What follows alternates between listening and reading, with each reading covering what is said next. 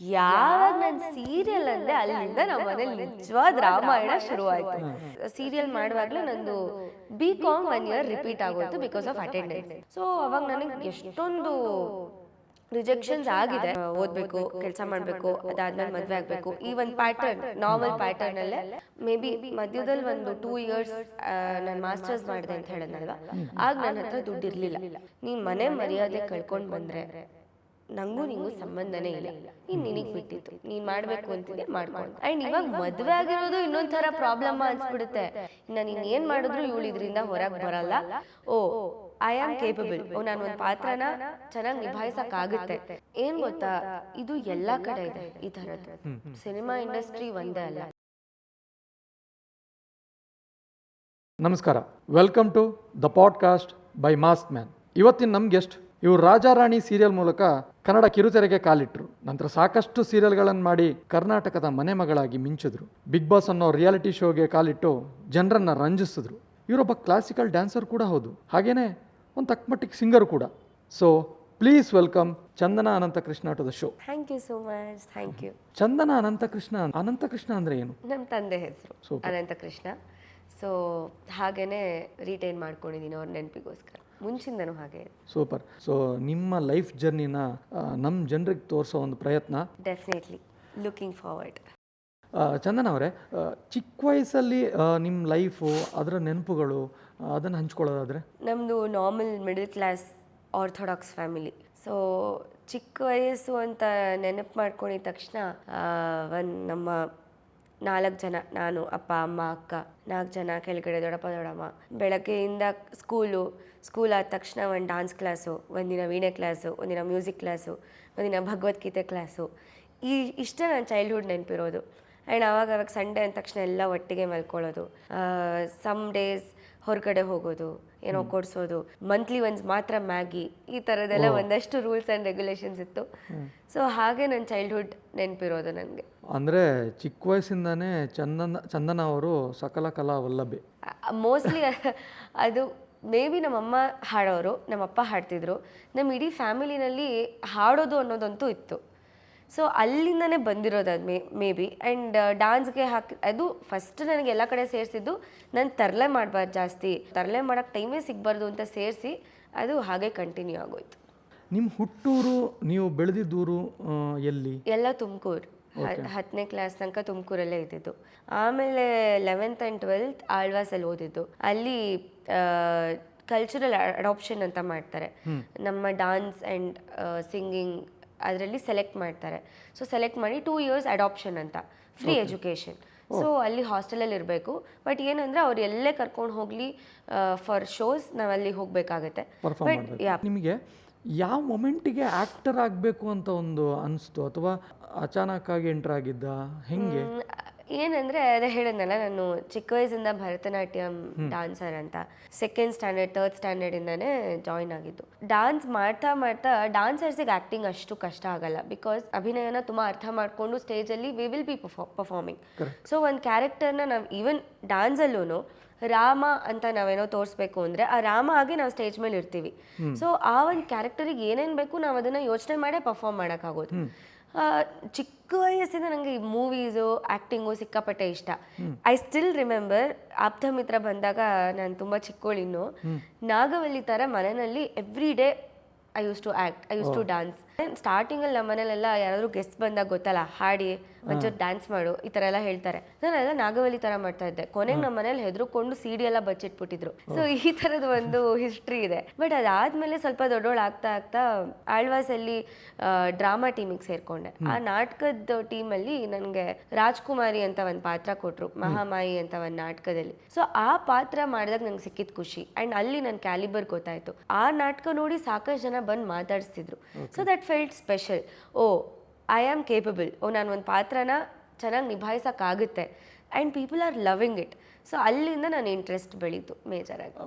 ಮನೆಯಲ್ಲಿ ಹೆಂಗಿತ್ತು ಸಪೋರ್ಟ್ ನಿಮಗೆ? ಅಂದರೆ ಆ್ಯಕ್ಟಿಂಗಿಗೆ ಅನ್ನೋದಕ್ಕಿಂತ ಈ ಥರ ಎಕ್ಸ್ಟ್ರಾ ಆ್ಯಕ್ಟಿವಿಟೀಸ್ ಮಾಡ್ತಾ ಹೋಗ್ತಿದ್ದಾಳೆ? ಇಲ್ಲ, ದೇ ವರ್ ಆಲ್ ಹ್ಯಾಪಿ. ನಾನು ಡಾನ್ಸು, ಮ್ಯೂಸಿಕ್ಕು, ನಾಟಕಕ್ಕೆ ಹ್ಯಾಪಿ.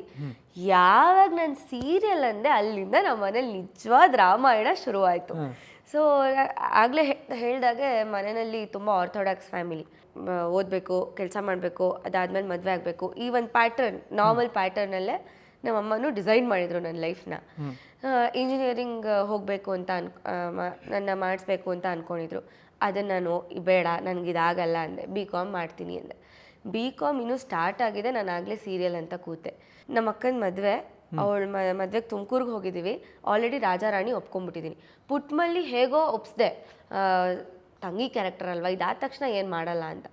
ಸೀರಿಯಲ್ ಮಾಡುವಾಗಲೇ ನಂದು BCom 1 year ರಿಪೀಟ್ ಆಗೋಯ್ತು ಬಿಕಾಸ್ ಆಫ್ ಅಟೆಂಡೆನ್ಸ್. ಸೊ ಗೊತ್ತಲ್ಲ, ಓದೋದಕ್ಕಿಂತ ಇದೇ ಜಾಸ್ತಿ ಅಂತ ಅಂದ್ಬಿಟ್ಟು ಅಲ್ಲಿಂದ ಡ್ರಾಮಾ ಸ್ಟಾರ್ಟ್ ಆಯಿತು. ನೀವು ನಂಬಲ್ಲ, ನೆಲದ ಮೇಲೆಲ್ಲ ಕಾಲು ಬಡ್ಕೊಂಡು ಹಠ ಮಾಡಿದ್ದೀನಿ. ನಾನೇನು ಮಾಡಿದೆ, ಇವ್ರು ಒಪ್ಪಲ್ವಲ್ಲ, ಪಕ್ಕ ಒಪ್ಪಲ್ಲ, ಈ ಕಾಲೇಜ್ ಬೇರೆ 1 year ರಿಪೀಟ್ ಆಗಿದೆ, ಇವ್ರು 100% ಒಪ್ಪಲ್ಲ ಅಂದ್ಬಿಟ್ಟು ನಾನು ಒಪ್ಕೊಂಡು ಮೇಲ್ ಮಾಡಿದೆ ನಮ್ಮ ಅಮ್ಮಂಗೆ. ಈ ಸೀರಿಯಲ್ ಒಪ್ಕೊಂಡಿದ್ದೀನಿ, ಯಾಕೆಂದರೆ ವಾಟ್ಸಪ್ ಬೇಗ ನೋಡ್ಬಿಡ್ತಾರೆ, ಮೆಸೇಜಸ್ ಬೇಗ ನೋಡ್ಬಿಡ್ತಾರೆ, ಕಾಲ್ ಮಾಡಿ ಹೇಳಕ್ ಧೈರ್ಯನೇ ಇರಲಿಲ್ಲ. ಇನ್ನೇನು ಒಂದೇ ಆಪ್ಷನ್ ಇದ್ದಿದ್ದು ಇಮೇಲ್ ಮಾಡಿ ಹೇಳಿದ್ದೀನಿ ನಾನು, ಈ ಥರ ಒಪ್ಕೊಂಡಿದ್ದೀನಿ ಸಾರಿ ಅಂತೆಲ್ಲ ಮೆಸೇಜ್ ಮಾಡಿ ಅಮ್ಮಂಗೆ ಇಮೇಲು. ಸರಿನಾ, ಆಮೇಲೆ ಅವ್ರು ನೋಡಿಲ್ಲ, ಮದುವೆ ಬ್ಯುಸಿಯಲ್ಲಿ ಅವ್ರು ನೋಡಿಲ್ಲ. ಬಂದೆ ತುಮಕೂರು, ನಂಗೂ ಅದೇ ಬೇಕಾಗಿತ್ತು. ತುಮಕೂರ್ಗೆ ಹೋಗಿ ಇನ್ನೇ ನಾಡಿದಿಂದ ಶೂಟಿಂಗ್ ಅಲ್ವಾ. ಯಾವ ಶೂಟಿಂಗು? ಅದೇ ರಾಜಾರಾಣಿ ಅಂತ ಸೀರಿಯಲ್ ನಿಂಗೆ ಮೇಲ್ ಮಾಡಿದ್ನಲ್ಲ, ಏನು ಹೇಳ್ತಿದ್ದೆ ಅಂತ ಸರಿ ಒಂದು 4 ಕೊಟ್ಟರು. ನಾನು ಹತ್ತು ಕರೆದು ನಮ್ಮ ದೊಡ್ಡಮ್ಮ ದೊಡ್ಡಪ್ಪ ಎಲ್ಲ ಇದ್ದರು, ಅವ್ರ ಮುಂದೆನೇ ಹತ್ತು ಇಲ್ಲ ನಾನು ಮಾಡಲೇಬೇಕು ಅಂತೆಲ್ಲ ರಂಪ ಆಗಿ ಕೊನೆಗೆ ನಿನಗೇನು, ನಾನು BCom ಮಾಡ್ಬೇಕು ತಾನೆ, ನಾನು BCom ಮಾಡಿ ನನ್ನ ಸರ್ಟಿಫಿಕೇಟ್ನ ನಿನ್ನ ಕೈಯಲ್ಲಿ ಕೊಡೋ ತನಕ ನನಗೇನು ನೀನು ಹೇಳೋಂಗಿಲ್ಲ ಅಂತೆಲ್ಲ ಹೇಳಿ ಕೊನೆಗೆ ನಮ್ಮ ಪ್ರೊಡ್ಯೂಸರ್ ಸುಬ್ಬು ಸರ್ ನಮ್ಮ ಅಮ್ಮನ ಹತ್ರ ಎಲ್ಲ ಮಾತಾಡಿ ಆಮೇಲೆ ಕೊನೆಗೆ ಇಷ್ಟವಿಲ್ಲದೆ ಒಪ್ಕೊಂಡ್ರು. ಓಕೆ, ನಿಮ್ಗೆ ಹೆಂಗೆ ಸಿಕ್ತು ಅಂದರೆ ಸೀರಿಯಲ್ಗೆ ನಿಮಗೆ ಆ್ಯಕ್ಟಿಂಗ್ ಮಾಡಬೇಕು ಅನ್ನೋದು ಒಂದು ಆಸೆ ಇತ್ತು, ಕನಸಿತ್ತು. ಓಕೆ, ಪುಟ್ಮಲ್ಲಿನಿಯಲ್ಲಿ ನೀವು ಫಸ್ಟ್ ಆ್ಯಕ್ಟ್ ಮಾಡಿದ್ದು, ಅದು ಹೆಂಗೆ ಸಿಕ್ತು ನಿಮಗೆ? ಆ ಆಡಿಷನ್ಸೇನೆ, ನನ್ನ ಹತ್ರ ಆಗ ಫೋನು ಇರಲಿಲ್ಲ ಟು ಬಿ ಆನೆಸ್ಟ್. ಬಟ್ ಟಿವಿಯಲ್ಲಿ ಗೊತ್ತಾ, ಮುಂಚೆ ಇವಾಗ ಬರುತ್ತೋ ಅಲ್ವೋ ಗೊತ್ತಿಲ್ಲ, ಕೆಳಗಡೆ ಆಡಿಷನ್ ನಡೆಯುವ ಸ್ಥಳ, ನಟ ನಟಿಯರು ಬೇಕಾಗಿದ್ದಾರೆ, ಎವ್ರಿ ಚಾನೆಲ್ ಕೆಳಗಡೆ ಬರೋದು. ಸೊ ಹಾಗೆ ಸ್ಟಾರ್ಟೆಡ್ ಅಟೆಂಡಿಂಗ್. ಫಸ್ಟ್ ನಾನು ಹೋಗಿದ್ದು ಆಡಿಷನ್ ಅಂತೂ 2,000 ಜನ ಇದ್ರು. ಬಟ್ ಅಲ್ಲೂ ದೇ ಲೈಕ್ ಮೈ ಪರ್ಫಾರ್ಮೆನ್ಸ್. ನಾನು ಯಾವುದೋ ನಾಟಕದ್ದೇ ಒಂದು ಬಿಟ್ ಮಾಡಿದ್ದೆ. ಅಲ್ಲಿಂದ ನಮ್ಮ ಅಮ್ಮನ ನಂಬರ್ಸ ಕೊಡೋಕೆ ಸ್ಟಾರ್ಟ್ ಮಾಡಿದ್ದು ನಾನು. ನನ್ನ ಹತ್ರ ನಂಬರ್ ಇರಲಿಲ್ಲ. ನಮ್ಮಮ್ಮ ಏನು ಮಾಡೋರು, ನಂಗೆ ಹೇಳ್ತಾನೆ ಇರಲಿಲ್ಲ. ಕಾಲ್ ಬಂತು ಅಂದರೆ ಅವ್ರಿಗೆ ಫೋಟೋಸ್ ಕಳಿಸಿ ಅಂದ ತಕ್ಷಣ ಭಯ, ಸೊ ಅದಕ್ಕೆ ರಿಪ್ಲೈಯೇ ಮಾಡ್ತಾ ಇರಲಿಲ್ಲ.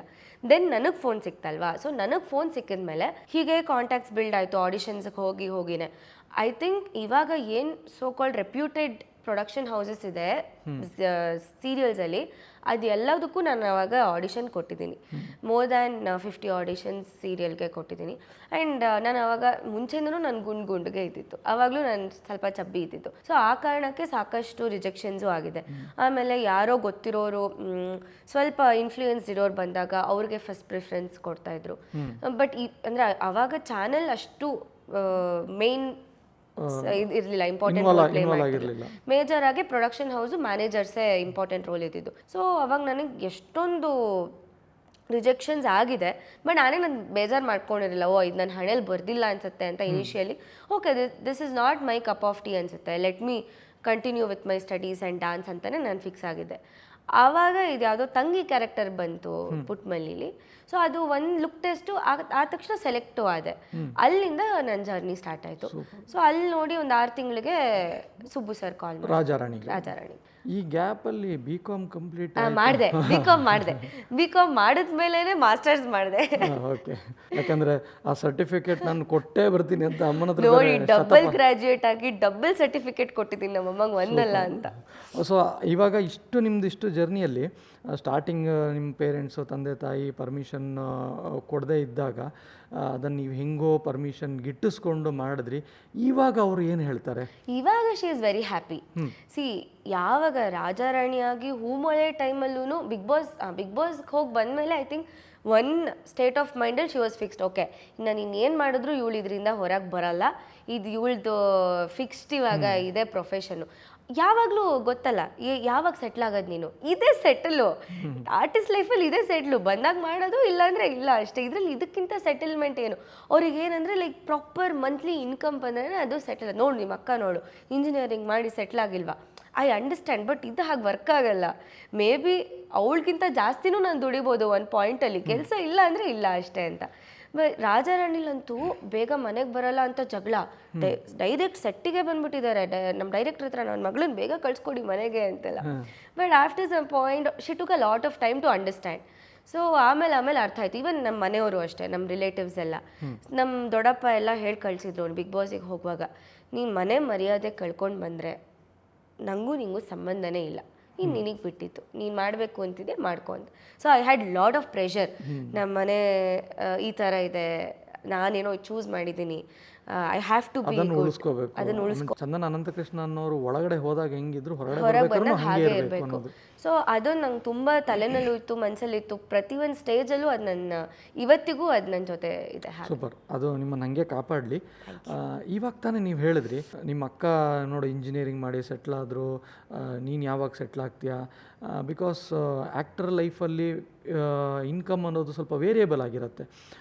ಒಂದೊಂದು ಸಲ ಯಾರು ದುಡಿದಿರೋ ಅಷ್ಟು ದುಡಿಬೋದು, ಒಂದೊಂದು ಸಲ ಏನೂ ಇಲ್ದಿರ್ಬೋದು. ಹಂಗಿದಾಗ ಹೆಂಗೆ ಮ್ಯಾನೇಜ್ ಮಾಡ್ತಿದ್ರಿ ಲೈಫ್ನ?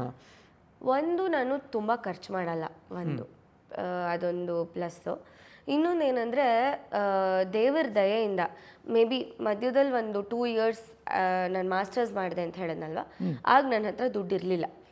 ನಾನು ಆವಾಗ ದುಡ್ಡು ಒಂದು ಸ್ವಲ್ಪನೂ ಇರಲಿಲ್ಲ. ನಾನು ಸೀರಿಯಲ್ಸ್ ಮಾಡ್ತಿದ್ದಾಗ ಇತ್ತು, ಬಟ್ ನನ್ನ ಹಾಗೆ ಕಮಿಟ್ಮೆಂಟ್ಸ್ ಕೂಡ ಇತ್ತು. BCom ಕೂಡ ನಾನೇ ಪೇ ಮಾಡಿದೆ. And after I started earning ನಾನು ಅಮ್ಮನ ಹತ್ರ ಕೇಳೋದು ನಿಲ್ಲಿಸಿದೆ. ನನ್ನ ಸ್ಟಡೀಸ್, ನನ್ನ ಮಾಸ್ಟರ್ಸ್ ಆಗಿರ್ಬೋದು, ನನ್ನ BCom ಆಗಿರ್ಬೋದು. ಆ್ಯಂಡ್ ನಾನು ಹೇಳ್ದೆ ಅಲ್ವಾ, ರಿಪೀಟ್ ಆಯಿತು ಅಂತ. ಆ ರಿಪೀಟ್ ಆಗಿದ್ದು 1 ವರ್ಷ ಕೂಡ ನಾನು ಪೇ ಮಾಡಬೇಕಿತ್ತು ಫುಲ್ ಫೀಸು. ಅದಾದಮೇಲೆ ನಾನು ಬೇರೆ ಕಾಲೇಜಿಗೆ ಬಂದಿದ್ದು, ಅದರದ್ದು 3 years fees, and masters 2 years fees, and ನಾನು ರಂಗಪ್ರವೇಶ ಮಾಡಿಕೊಂಡೆ, ಅದ್ರ ದುಡ್ಡು.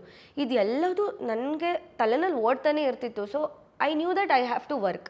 ನನಗೆ ಕೆಲಸ ಮಾಡಲೇಬೇಕು, ಯಾವುದೇ ಬರಲಿ ನಾನು ಅದನ್ನು ಮಾಡಲೇಬೇಕು, ಬಿಕಾಸ್ ನಂಗೆ ಕಮಿಟ್ಮೆಂಟ್ಸ್ ಇದೆ ಅಂತ. So definitely it is not easy.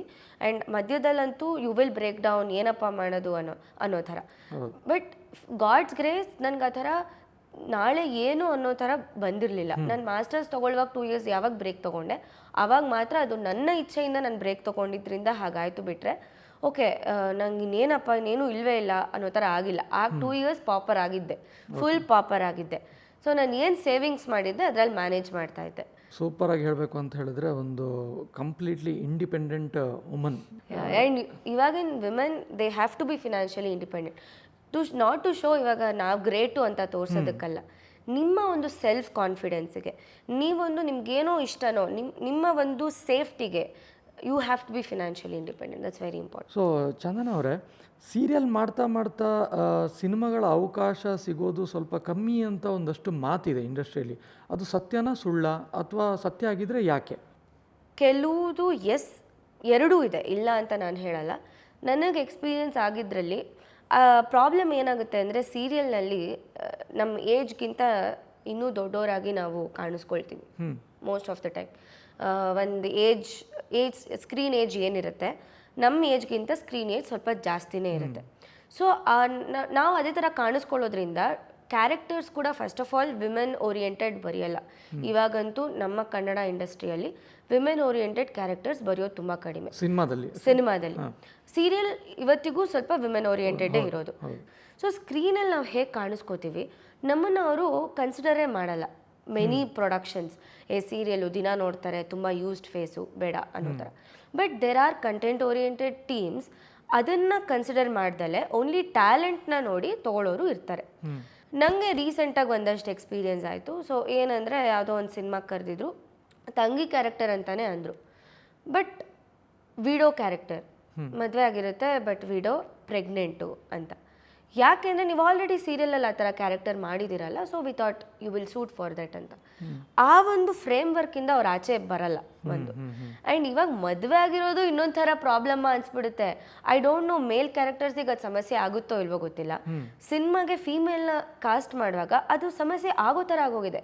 ಈ ಲ್ಯಾಂಗ್ವೇಜ್ ರಿಯಲ್ ಲೈಫಲ್ಲಿ ಬೇರೆ ಲ್ಯಾಂಗ್ವೇಜಸ್ಸಲ್ಲಿ ನಾವೇನೋ ಆಡಿಷನ್ ಕೊಡೋದಕ್ಕೆ ಹೋದಾಗ ಅವ್ರು ಫಸ್ಟ್ ಕ್ವೆಶ್ಚನ್ ಮ್ಯಾರಿಡಾ ಅಂತ ಕೇಳ್ತಾರೆ. ಮ್ಯಾರಿಡ್ ಅಂತ ಅಂದ್ಬಿಟ್ರೆ 50% ಅಲ್ಲಿ ಡಮಾರ್ ಅಂತಾನೆ ಅರ್ಥ. ಸೊ ಅದು ಸ್ವಲ್ಪ ಚೇಂಜ್ ಆಗಬೇಕು ಅಂತ ನನಗನ್ಸುತ್ತೆ. ಓಕೆ, ಈಗ ಹೆಣ್ಮಕ್ಳಿಗೆ ಈ ಸಿನಿಮಾ ಸೀರಿಯಲ್ ಅನ್ನೋದು ಎಷ್ಟು ಸೇಫು? ಅಂದರೆ ಏನಕ್ಕೆ ಈ ಕ್ವಶನ್ಸ್ ಕೇಳ್ತಾ ಇದ್ದೀನಿ ಅಂತ ಹೇಳಿದ್ರೆ, ಯಾರು ಮುಂದೆ ಬರಬೇಕು ಅಂತ ಅಂದ್ಕೊಂಡವ್ರಿಗೂ ಸ್ವಲ್ಪ ಗೊತ್ತಾಗಲಿ, ಸೇಫ್ ಇದೆಯಾ ಅಥವಾ ಕೆಲವೊಂದಷ್ಟು ನಾವು ನ್ಯೂಸಲ್ಲೆಲ್ಲ ನೋಡ್ತೀವಿ, ಹಿಂಗಾಯ್ತಂತೆ, ಆ ಹೀರೋಯಿನಿಗೆ ಹಿಂಗಾಯ್ತಂತೆ.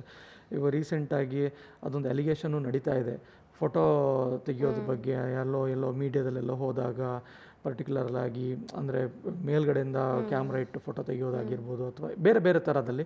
ಸೊ ಎಷ್ಟರ ಮಟ್ಟಿಗೆ ಸೇಫು ಸಿನಿಮಾ ಇಂಡಸ್ಟ್ರಿ ಹೆಣ್ಮಕ್ಳಿಗೆ? ಏನು ಗೊತ್ತಾ, ಇದು ಎಲ್ಲ ಕಡೆ ಇದೆ ಈ ಥರದ್ದು. ಸಿನಿಮಾ ಇಂಡಸ್ಟ್ರಿ ಒಂದೇ ಅಲ್ಲ, ಇಟ್ ಈಸ್ ದೇರ್ ಎವ್ರಿವೇರ್. ಕಾರ್ಪೊರೇಟ್ಸಲ್ಲಿ ಅಲ್ವಾ, ಬೇರೆ ಫ್ಯಾಕ್ಟ್ರೀಸಲ್ಲಿ ನಡೆಯಲ್ವಾ, ಎಲ್ಲ ಕಡೆ ಎಲ್ಲ ಥರ ಜನನೂ ಇರ್ತಾರೆ. ಬಟ್ ನಾವು ಹೇಗಿರ್ತೀವಿ ಅದು ಇಂಪಾರ್ಟೆಂಟ್ ಆಗುತ್ತೆ.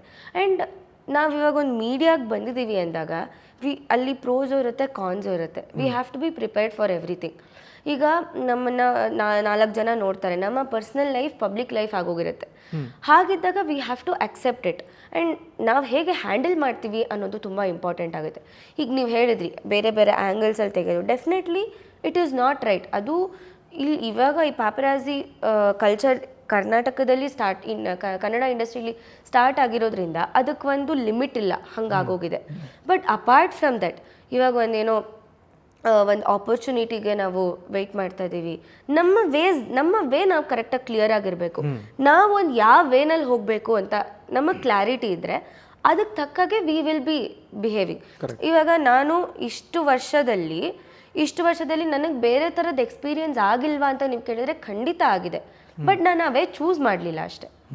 ನಾವು ಯಾವ ವೇ ಚೂಸ್ ಮಾಡ್ತೀವಿ ಅದು ತುಂಬ ಇಂಪಾರ್ಟೆಂಟ್ ಆಗುತ್ತೆ. ಇವಾಗ ಸೇಫ್ ಇಲ್ವಾ ಅಂತ ಕೇಳಿದ್ರೆ ಡೆಫಿನೆಟ್ಲಿ ಇವಾಗ ಮಧ್ಯರಾತ್ರಿ ಓಡಾಡೋದು ಸೇಫ್ ಇಲ್ಲ, ಹಾಗಂತ ನಾವು ಓಡಾಡೋದೇ ಇಲ್ವಾ, ನಾವು ಓಡಾಡ್ತೀವಿ, ನಮ್ಮ ಪ್ರಿಕಾಷನ್ಸ್ನ ತೊಗೊಂಡು ನಾವು ಓಡಾಡ್ತೀವಿ. ಸೊ ಇಲ್ಲೂ ಹಾಗೇನೆ, there will be pros and cons. The way you handle it ಅದು ಇಂಪಾರ್ಟೆಂಟ್ ಆಗುತ್ತೆ. ನಾನು ಬರೀ ಕನ್ಸು ಕಾಣ್ಕೊಂಡು ಕೂತಿದ್ರೆ ಆಗೋದಿಲ್ಲ. ಅದಕ್ಕೆ ಲೈಫಲ್ಲಿ ನಾವು ಏನು ಮಾಡಬೇಕು ಅಂತ you have to work in a smart way also. ಏನೋ ಒಂದು ಪ್ರಾಜೆಕ್ಟ್ ಲಾಂಚು, ಮನೆಗೆ ಹೋಗಿ ಫುಲ್ ಡಿಪ್ರೆಷನಲ್ಲಿ ಇರ್ತೀವಿ. ಮುಂಚೆ ವರ್ಕ್ ಆಗ್ತಾ ಇರಲಿಲ್ಲ, ಇವಾಗ ಸಿಚುವೇಶನ್ಸ್ ನೋಡಿದ್ರೆ ಅದು ನಮ್ಮ ಚಾನಲ್ ಅವ್ರು ಅಂಥವ್ರನ್ನೂ ಸೆಲೆಕ್ಟ್ ಮಾಡಿಬಿಡ್ತಾರ ಅನ್ಸುತ್ತೆ ಒಂದೊಂದ್ಸತಿ ನೋಡಿದ್ರೆ. ಆದರೆ ನನ್ನ ಮಗಂಗೆ ಆ್ಯಕ್ಟರ್ಸ್ ಬೇಡ ಈ ಥರ ಬರ್ತಾಯಿತ್ತು. ನಾವು ಇಡೀ ಲೈಫ್ನ ಇದಕ್ಕೆ ಡೆಡಿಕೇಟ್ ಮಾಡ್ಕೋತೀವಿ. ನಾವು ಎಲ್ಲರೂ ಯಶ್ ಆಗೋಕ್ಕಾಗಲ್ಲ, ಎಲ್ಲರೂ ರಾಧಿಕಾ ಪಂಡಿತ್ ಆಗೋಕ್ಕಾಗಲ್ಲ. ಇದು ಆ್ಯಕ್ಚುಲಿ ನನಗೂ ಒಂದು ಉತ್ತರ ಸಿಕ್ಕಿಲ್ದಿರೋ ಪ್ರಶ್ನೆಗಳು. ಕೊನೆಗೆ ಉಳಿಯೋದು ಟ್ಯಾಲೆಂಟ್ ಆ್ಯಂಡ್ ಸ್ಕಿಲ್ ಎರಡೇ. ಇದೇ ರೀತಿ ಇಂಟ್ರೆಸ್ಟಿಂಗ್ ಕಥೆಗಳಿಗೆ, ಲೈಫ್ ಜರ್ನಿಗೆ ಫಾಲೋ ಮಾಡಿ the podcast with mask man. Like ಮಾಡಿ, ಶೇರ್ ಮಾಡಿ, ಹಾಗೆ ಸಬ್ಸ್ಕ್ರೈಬ್ ಮಾಡಿ.